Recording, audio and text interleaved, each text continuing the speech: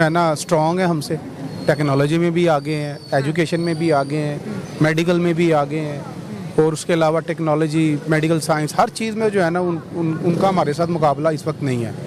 उन्होंने तो एक ऐसा नक्शा अब जारी किया है कि जिसमें सिंध को भी जो है ना वो इंक्लूड करके जो है ना इंडिया का नक्शा बना रहे हैं, यानी कि कश्मीर, अखंड भारत की बात कर रहे हैं जी वो। जी। हाँ। शायद किसी ने सोचा भी नहीं होगा, तो इसका तज़किरा इस अंदाज से किया जाएगा जैसे अब आप देख रहे हैं, सुन रहे हैं कि किया जा रहा है, किसी ने सोचा भी नहीं होगा। भारतवर्ष के जिसको कहते हैं ना कि हुज हु प्रधानमंत्री से लेकर सब लोग वहां पे होंगे, सारे बड़े नाम। जो राम भक्त हैं उन्होंने 550 साल इंतजार किया है इस दिन का। नाज़रीन, आज हमारी सियासत में एक ऐसा मौजू या ऐसा टॉपिक ज़ेरे बहस आ चुका है जो इससे पहले कभी नहीं आया। तो यहाँ पर देखिए, एक तरफ आप सोचिए कि ये भारत के 82.7% सनातनियों के लिए बहुत बड़ा इम्तिहान है कि इस हिंदू राष्ट्र में, भारत में 82.7% सनातनियों के होने के बावजूद भी इन्होंने 2 डेकेड लड़ाई लड़ी राम अयोध्या की जगह को वापस लेने के लिए। तो इसमें हमारे जो मुसलमान हैं वहां पे और दूसरे लोग हैं सारे इसको जज्बाती तौर पे ले जाते हैं, हालांकि जज्बाती नहीं होना चाहिए। ये हकीकत है कि इन्वेडर्स आए थे, उन्होंने कई मंदिरों के अंदर मस्जिद बनाई थी। ये कोई एक बाबरी मस्जिद का अकेले का मसला नहीं था। खासतौर से वामपंथियों को बहुत ही कीड़ा है। प्रूफ क्या है इसका, सबूत क्या है? सबूत नहीं होता, ये आस्था वाली बातें होती हैं।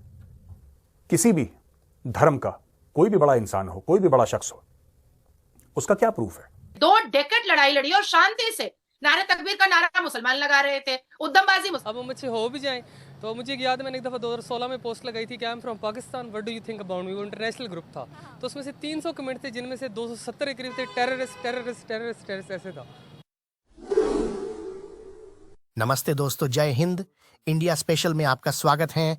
अयोध्या में प्रभु श्री राम का आगमन होने जा रहा है और भारत में इस बात को लेकर बहुत सारे लोग बहुत ही ज्यादा खुश हैं और वो यहाँ पर अपनी खुशियां मना रहे हैं और साथ ही साथ नाच गाना भी कर रहे हैं। लेकिन पाकिस्तान में कई मुस्लिम लोग बहुत ही ज्यादा गुस्सा है और इंडिया के अंदर उसकी बहुत ज्यादा सेलिब्रेशन की जा रही है। हिंदू भी खुश हैं और मुसलमान भी खुश हैं। पाकिस्तान का मुसलमान इस पे अपनी क्या राय रखता है? देखिए, ये तो बड़ा ही अफसोस से अलमिया है। अच्छा। और हमारे लिए बड़ा सोचने का मुकाम है कि हम किस तरफ चल पड़े। अच्छा। यहाँ सबसे ज़्यादा जो इम्पोर्टेंट है वो ये कि हम इस्लाम से दूर होते जा रहे हैं और हमें जो है ना इस्लाम को मुताला करके उसकी जो रूह के मुताबिक उस पर अमल करने की ज़रूरत है और तौबा करके हमें जो है ना इस्लाह करने की ज़रूरत है। इंडिया के सुप्रीम कोर्ट ने मुसलमानों को भी मौका दिया था, हिंदुओं को भी मौका दिया था। मुसलमानों को मौका दिया था अगर ये आपकी मस्जिद है तो साबित करो ये मस्जिद ही रहेगी। हिंदुओं को मौका दिया था अगर ये मंदिर है तो आप साबित करो आपका मंदिर है। लेकिन मुसलमान केस हार गए, हिंदू जीत गए और आज सुप्रीम कोर्ट के फैसले को अगर मद्देनजर रखा जाए तो वहाँ पर मंदिर तो बन गया, लेकिन मुसलमान खुश है, कहते हैं हमें सरकार ने दुनिया की सबसे बड़ी मस्जिद बनवा के दे दी। देखिए, हम इंडिया के मुसलमानों को क्यों हम कहें, वहाँ तो शाहरुख खान जैसे जो है वो जाके मंदिरों पे सजदे टेकते फिर रहे हैं और वो जो है ना वो सारी उनकी सेलिब्रेशंस भी करते हैं और वो जो है हमें तो अपने गिरेबान में झांक रहे हैं कि हम क्या कर रहे हैं। अच्छा। हमें अपनी इस्लाह करनी है सबसे पहले। और वो खुलकर अपना यह पर गुस्सा प्रकट कर रहे हैं। अब दरअसल 22 जनवरी 2024 को अयोध्या में प्रभु श्री राम का आगमन और प्राण प्रतिष्ठा होनी है। इससे पहले भी पाकिस्तान में कई मुस्लिम धर्म के लोग इसका विरोध कर रहे हैं और गुस्सा जता रहे हैं। और न केवल मुस्लिम धर्म के लोग, कई हिंदू धर्म के लोग भी इसका खुला विरोध कर रहे हैं। भारत के कई बड़ी बड़ी पार्टियों के लोग भी राम मंदिर के उद्घाटन के कार्यक्रम में सम्मिलित नहीं होंगे।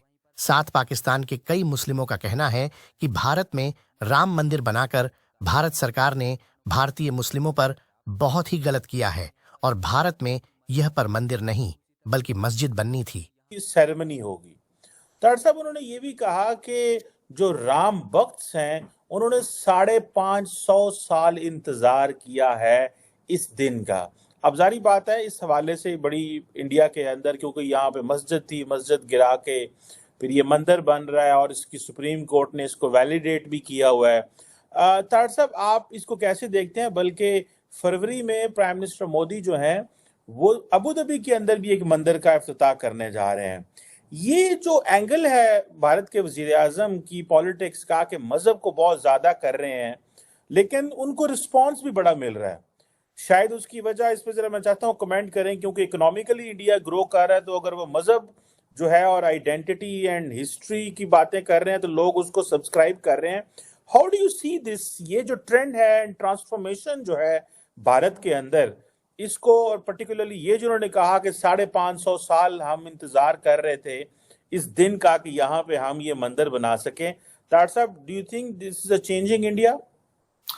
It already has changed India, matter of fact, Cheema साहब। अब मैं कुछ चीजें बताना चाहूंगा आपको कि दुनिया किस डायरेक्शन पे जा रही है। मैं जिस मुल्क में बैठा हूं, इन्होंने बड़ी कोशिश करके अपने सिस्टम से मजहब को निकाला था। इन्होंने क्रिश्चियनिटी को निकाला था बड़ी मुश्किल से, क्योंकि क्रिश्चियनिटी वाज, पोप का आपको पता है जो रुतबा था, सिलसिला था यूरोप में, और उसके बाद कैथोलिक रिलीजन में वो सारा सिलसिला। तो इन्होंने बड़ी मेहनत के साथ ये सारी चीजें निकाली थी।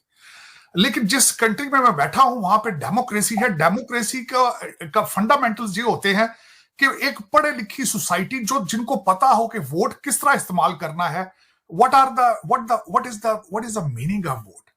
तो वो अब वहां पे वो सिस्टम कोलैप्स कर रहा है, क्योंकि सिस्टम बहुत पुराना है, इसको रिफॉर्म नहीं किया गया। मोदी साहब के बारे में भारत के, अच्छा, ये सारा फार्मूला या डेमोक्रेसी का हर जगह आप फिट नहीं कर सकते। जिस तरह मिडिल ईस्ट का मिजाज ही बिल्कुल डिफरेंट है। अब इस तरह अगर देखा जाए तो भारत के अंदर पहले जो कांग्रेस पार्टी है या दूसरी पार्टियां हैं, वो मुसलसल अपने आप को सेकुलर समझती रही हैं, सेकुलर करते रहे हैं, और उसके बाद तरक्की नहीं कर सके। उसकी वजह यह कि कोलिजन गवर्नमेंट्स बनती थी, और जो कोलिजन गवर्नमेंट्स होती हैं वो डिलीवर कुछ नहीं कर पाती। वो, जिस तरह मैं यहां पे मिसाल देना चाहूंगा, जिस तरह फ्लेवर ऑफ डेमोक्रेसी में अब कांग्रेस के निचले हाउस के अंदर रिपब्लिकन है, सेनेट के अंदर डेमोक्रेट्स है, तो कुछ भी डिलीवर नहीं किया जा रहा। बिल्कुल, they have come to the dead and.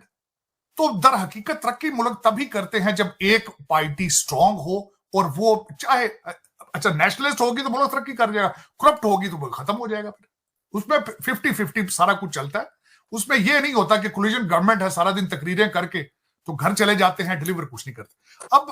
अब बीजेपी, मैं समझता हूं पहली दफा एक ऐसी गवर्नमेंट आई है जिसके पास ओपन मेजोरिटी थी, और उसमें अब यहाँ पे देखें, जज्बात एक अलग। दोस्तों, इसके बारे में आपका क्या विचार है कमेंट बॉक्स में बताऊं, और इस वीडियो को लाइक और चैनल को सब्सक्राइब जरूर करो। धन्यवाद।